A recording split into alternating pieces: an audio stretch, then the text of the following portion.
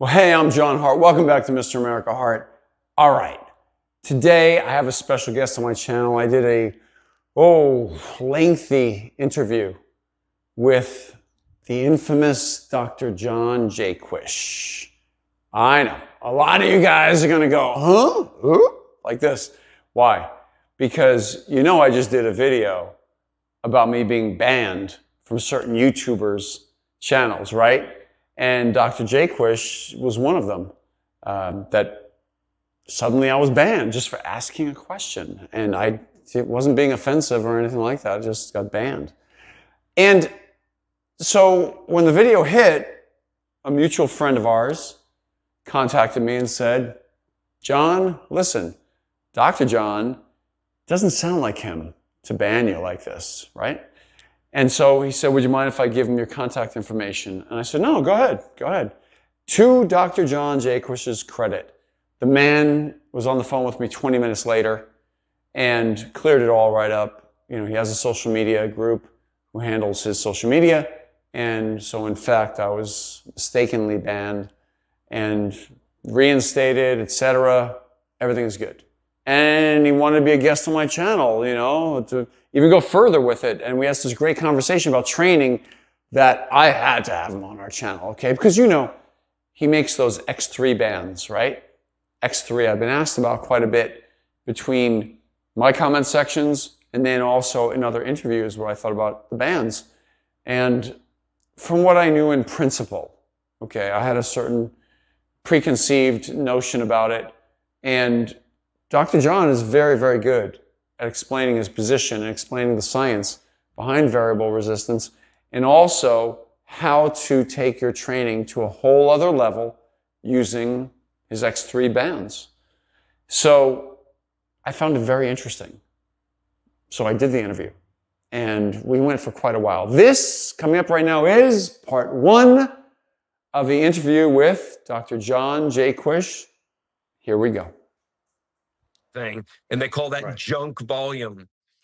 Mm-hmm. Or you can do what Mike Messer did, what Arthur Jones did, what Dorian Yates did, what Ronnie Coleman did, what John Hart has been doing and is still doing is you take all that work and you fucking ram it down into a tiny amount of time.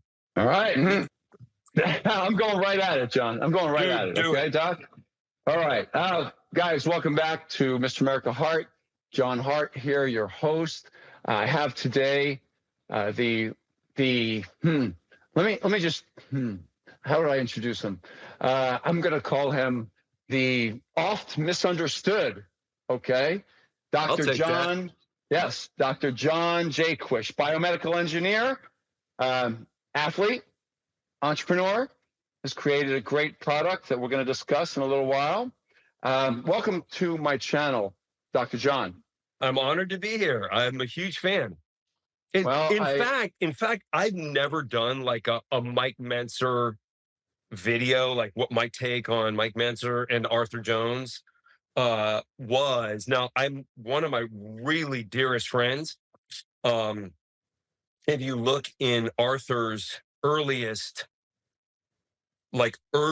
stuff that he did with professional photography, one of my good friends was playing for the Miami Dolphins, and he was the model in some of the early Nautilus. Yeah, his name's Lee Guthrie. That's right. He played for the Miami. He was a tight end for the Dolphins. White guy with a mustache.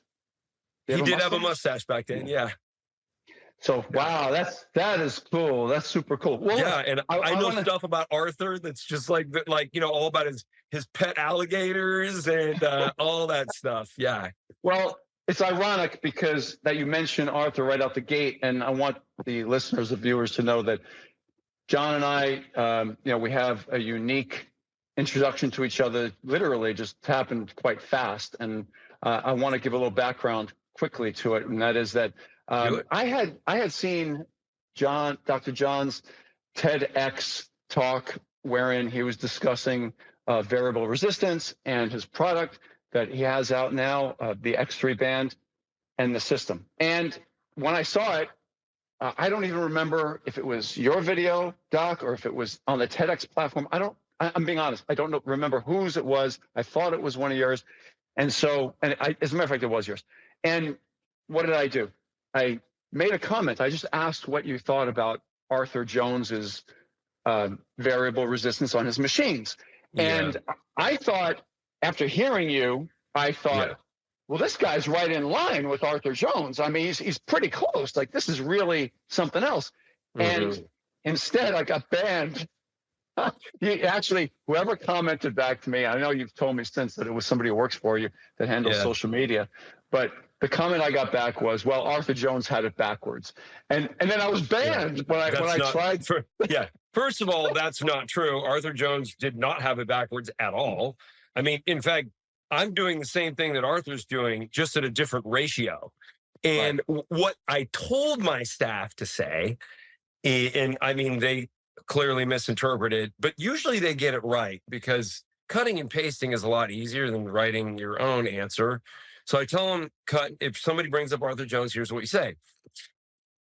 What Arthur did in variance is, like, he's making an observation, like if you do a push-up, it's much easier at the top than it is when your nose is against the ground. Sort of like a squat. When your legs are parallel, a lot harder than when your legs are almost straight. Yes. Therefore, we have variable capacity. So why don't we vary the resistance? So what Arthur did was, like, the bottom would be X and the top of the movement would be like 1.4X or 1.2X.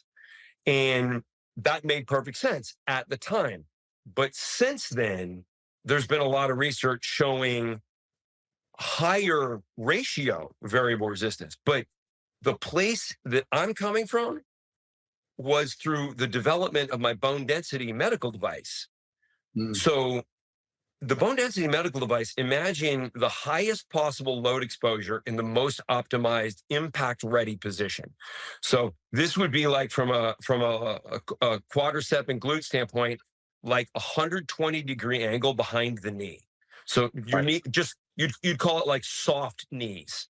Like, let's say your alignment in football and you're ready to fire forward. That's kind of the position. It's your most powerful position. So when little old ladies were loading in this position, they would get to 6, 7, 8 times their body weight. Women who had never trained before. Yeah. Speaking of which, I was going to get to that part of the story, your introduction to basically this whole world of, eventually muscle science, right? But you started out in the bone density field, right? Right. Yeah, my whole intention was increasing bone density, really to treat my mother's osteoporosis. You saw that video. So my mother was diagnosed with osteoporosis, and I'm like, this is a disease of deconditioning. Why are they telling you to take a medication? That's ridiculous. Like, it's a mechanical loading deficit. Why don't we just figure out a better strategy to do mechanical loading? And, my mom is like, okay. Like, she didn't really know what I was talking about. So I just went ahead and did it. And the only way to get her to do it was that I would do it too. And I forced my dad to do it also. So the two of us did it. We're like, come on, Mom. It didn't kill either of us. So she ended up doing it. Now, I mean, my mom is 89 years old and she has a bone density of a 30-year-old. Come on, man. Come on. Bone up. Yeah, it's amazing. And so what I did was I took this technology, filed a bunch of patents, launched it with Tony Robbins. And now the business is called OsteoStrong. We have 300 clinics in 15 different countries. Have treated over 1 million postmenopausal women for bone loss and dramatic results. And there's basically no side effect other than better activation of musculature, which then helps them exercise. Because, a lot of older, especially women, they don't train with any relevant intensity at all. And there's a lot of reasons for that. But primarily, they just can't recruit. Like, you ask a postmenopausal woman to, just flex her bicep, and it's like, it's soft.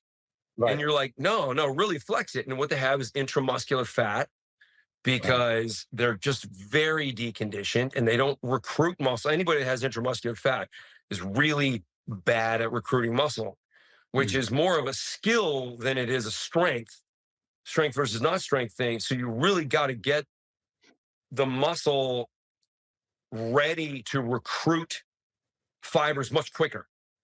And Right. so OsteoStrong does that. And so I'm looking at how we were loading the body. So I didn't even know I was approaching relevant research for physical training Right. until after we started treating these people. And like when I did the first clinical trial, it was in East London, which is why my PhD was from a British group. The I'm looking at how the body's being loaded, and the doctors in the study, the ones who were conducting the study, were all postmenopausal women, which was a huge thing. Like, if you're going to do a clinical trial that has to do with postmenopausal issues, Yes. get postmenopausal doctors because they care on a totally different level. I mean, it sounds obvious, but it's just Right. like, if you're going to run a study on TRT, don't have it run by women because they don't care. Right. They don't. Wow. I mean, yeah, it's like, have somebody that's like personally invested in, like, wow, I really want the answer to this question, as opposed to, yeah, I'm getting a paycheck. So, these women were like, we're handling incredible forces. So the doctors who conducted the study, they weren't test subjects. They were just using the technology because they wanted to increase their bone density. And they're like, our bone density is just skyrocketing. We've never seen anything like this. And like, what's the difference between the load that we're putting on our body and what people do in the gym? And I was like, wow, that's a really good question. I'd really like to know the answer to that. So I went to the NAINS database, the largest fitness database ever created, maintained by the National Institute of Health. And because it has nothing to do with Pfizer or Moderna making money, it's probably honest, just because there's no reason for it to be corrupted yet. So I'm looking at the NAINS database, and it turns out that of the people who have participated in the NAINS surveys, so these are drug-free recreational lifters, they generally, as beginners, deal with 1.1 multiples of body weight in the lower extremities. And when they are considered advanced, they deal with 1.3 multiples of body weight through the lower extremities. However, the osteogenic loading device, my invention, Yes. the OsteoStrong devices, they were dealing with 7.8 multiples of body weight on Massive. average. Right. Yeah. So massive differences. And I'm looking at this and I'm like, are we 7 times stronger here versus here? Yes. Now, I know where we're going at this one moment, okay? So I was waiting for this moment to happen. Yeah. So I'm going to respectfully interject right here, okay? Because I'm letting you I'm letting you roll, because the listener or the viewer does need to know, okay, how you came to that point, because it's so relevant, okay? I know that you're about to talk about the X3. I know you're about to go into the story of the band. I want to hear it. The viewer's going to want to hear it too. There's a simple question along the way that I would like for you to answer. You have experience right now. I noticed Westside Barbell. Love the shirt. I just noticed it. I have similar. This is another coincidence that we have going on. But you're doing some business with them right now. You've taken some of the conjugate method, and with Westside Barbell, you've teamed up and you've created a system with them, right? With the X3. It didn't come together like that. What happened was, I had about 40 NFL players asking me questions about how they could use some of the new accessories with what they were doing with X3. And it was just like, I'm like inundated with phone calls from NFL players. And it's just like, how are you guys hearing about this? Like, I'm thrilled you're using my product. And yes, it is the greatest strength training product ever. I mean, of course, I'm going to say that. Yes. I'm very biased, but it also very works. So I'm like, where are you hearing about this? And they really didn't want to tell me. A couple of them were like, well, my strength coach. Okay, who's your strength coach? And they mentioned a name I'd never heard. And, I call the guy, and the guy's like, well, we have an education program running with Westside Barbell. Westside Barbell. Oh, and they're telling you to buy X3s? Yeah. Now, this was years back. And I'm like, that's so weird. Now, I mean, Louis was getting on in years when I first heard about this, and then he died. I never met him. And Right. I mean, it's like one of the greatest regrets. Apparently I should have just picked up the phone, because apparently he was like really excited Oh, about yes. what I was doing. And he's excited about all things variable resistance, but I just thought, I believed in the false narrative that a lot of people had said, that Louis was a mean guy. Apparently he was not a mean guy at all.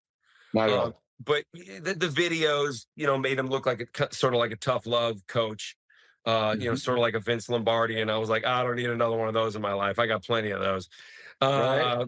Right. So, so anyway, one of my really good friends, who is a Westside alumni, Craig Bongelli, former strongman. He was a ninth on ESPN Strongman the last season he did it.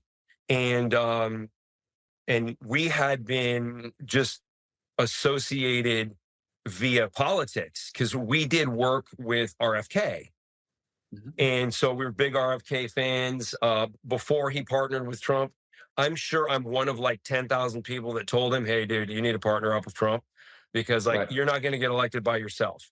Like, we've never Right. had an independent candidate, and that's not going to change. Like, you need, and I mean, it's like, he's like, do you know what my wife thinks of Donald Trump? I'm like, man, you just need to tell her to just take a chill pill, because like, it's being right and being effective are two different Wow. things.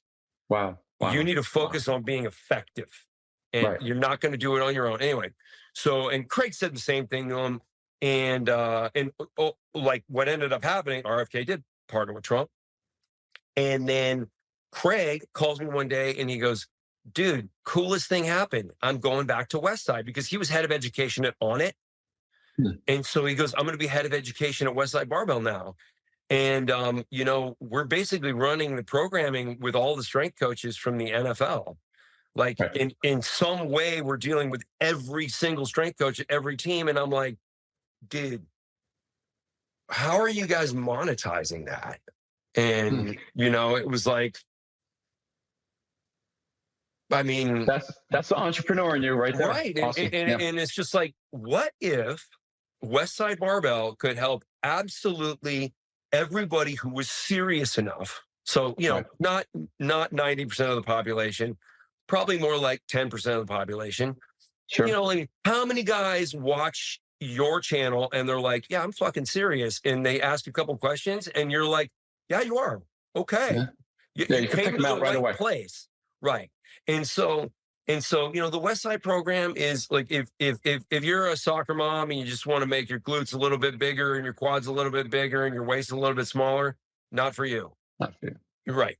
If you want to look like a nutsack in a vice, and you want to be hard and covered in veins and be absolutely as powerful as possible, this program right here, Right. Right here. Westside Barbell X3 Training Academy, right? That's right. Yeah. So listen, I want to point out to you, Westside is known for having used bands, chains. That's part of the conjugate system. Okay, that Louis had conjugate method that Louis had devised. So that has been ongoing for years. So that actually brings me to one of my questions in the middle of all this, as I know you're about to describe the X3, because now we're mentioning it. But basically, John, Doc, some people create something unique and like all new. Okay, so it's I can think back to the Walkman. Remember back in the day, the Walkman with the headphones? Okay, somebody created that, right? Well, eventually someone came out with a beatbox. Somebody came out with headphones. I have Bluetooth right here that is much better. Okay, wireless. Okay, so it's much better. Somebody took that idea and made it much, much better. Okay. Right. So some people create things unique and new. Some people take what's been created and make it better. Okay. So which one is the X3 and why? I would say it's taking something that exists and making it better. I mean, the smartest invention in fitness is the barbell. Wow. With bearings on the end, so your hand can stay neutral. It doesn't have to do this. So the weight can have a roll to it, but your grip remains solid. Right. I took that and made more powerful bearings because like with variable resistance, you handle way more weight than you do with, you see me hitting high repetitions with 550 pounds on my chest press. Oh, that's crazy. And I'm 48 years old. Like, who the hell would do that? Well, it's only 500 pounds at full, just short of lockout at the 120 degree angle right here. Explain that, John. For those who don't understand band training, I don't want to keep it to just the 10%. So normal band training, as the band stretches out further, obviously the resistance increases. But you've made a great point in that you're focusing on that one point about having 7.8 times, right? The load. It really ends up being like X versus 7X, but that's like from a 1 rep maximum perspective, and people don't grow from a 1 rep maximum. So we ratchet it back to, in a chest press, like 5X at the top, X at the bottom, overhead press, like X at the bottom, 3X at the top. So there's what I call it is high ratio variable resistance. And that was what I would prefer my employees to say about Arthur Jones is I just got the benefit off of more recent research. So I knew to increase the ratio because I think what happened to Arthur's machines was tragic. Like, I think people just saw it as like, is it any different than the Cybex machine that also had a cam, but the cam was round? Well, that's just it, John, is that when they made the Cybex, people would get on it, bodybuilders in the gym, or even a gym owner who was purchasing the equipment, and they would get on it and they'd move the weight up and down and they'd go, oh, smooth. That word keeps coming out of their mouths. Smooth, without having any idea back then that that variable resistance was the key, right? Yeah. That kidney-shaped cam was the key. Yeah. So it changed. It's smooth. It feels smooth. Doesn't mean you it's best. You don't go by feel. Like, I feel smooth when I have like 3 glasses of scotch. That doesn't mean that that's healthy. It's just like, talk about the wrong metric to look at. Right. It's like, how about we look at effective? Right. I agree. When you take the actual strength curve, the natural strength curve of any muscle, and you keep that strength curve, but improve at all points of that strength curve. Right. You've now made. I'll make it even easier for some of the guys to understand. It's just got to be difficult in all positions, as opposed to just at the bottom, which is when you lift a straight weight. It's really just difficult at the bottom. The rest of it is you're just kind of going through a range of motion. So like, let's make it fucking hard in all positions. And that way, when you go to fatigue, and this is one of the videos I sent you, you go to fatigue and diminishing range. So my first fatigue point is at full extension. And then the next one is a little bit back. So, and then my next rep. And so I may go to fatigue 10 times in one set with a fresh muscle that's full of glycogen. Right. Which is massive as far as what that stimulus can do in a shorter period of time. And there's Dr. Physical Therapy in Michigan. His name's Sean Connelly. In fact, I just presented at the university he's a professor at in Michigan, in Detroit. What his study showed. So he took the ACSM sort of high volume hypertrophy program. So the American College of Sports Medicine has like a program that they recommend if you want to grow muscle. So sort of like the gold standard, everybody, Brad Schoenfeld, everybody's giving this a thumbs up. If you want to grow muscle, this is what you do. So in about a quarter of the amount of exercise time, the X3 group grew more muscle than the ACSM high volume group. And they did just a fraction of the amount of exercise, but it's showing now, statistically it was the same, but the X3 group was just a tiny bit higher. So statistical equivalence in muscle Yes. growth, but the amount of time that was invested was just a fraction. It was like 20% the amount of time, or 80% less time to elicit a slightly greater amount of muscular growth. So all those fatigue points in Yes. one set really do count like multiple sets. Okay, so now you set my buttons off. Now you just flip the switch. You just said the key word right there. You said how many sets? How many did you say? One. How many are necessary? One. When you train a certain way, correct? Right. When, Okay, when you try to intense. So, I mean, the whole volume thing is not really volume. It's, you want to collect fatigue. You want to show your central nervous system that you don't have enough muscle. Now, you can do that over a longer period of time and feel like fucking shit and invest hours and hours and hours into doing it. And then at the end, you're so exhausted that your sets are not really even stimulating anything. And they call that junk volume. Or you can do what Mike Messer did, what Arthur Jones did, what Dorian Yates did, what Ronnie Coleman did, what John Hart has been doing and is still doing, is you take all that work and you fucking ram it down into a tiny amount of time.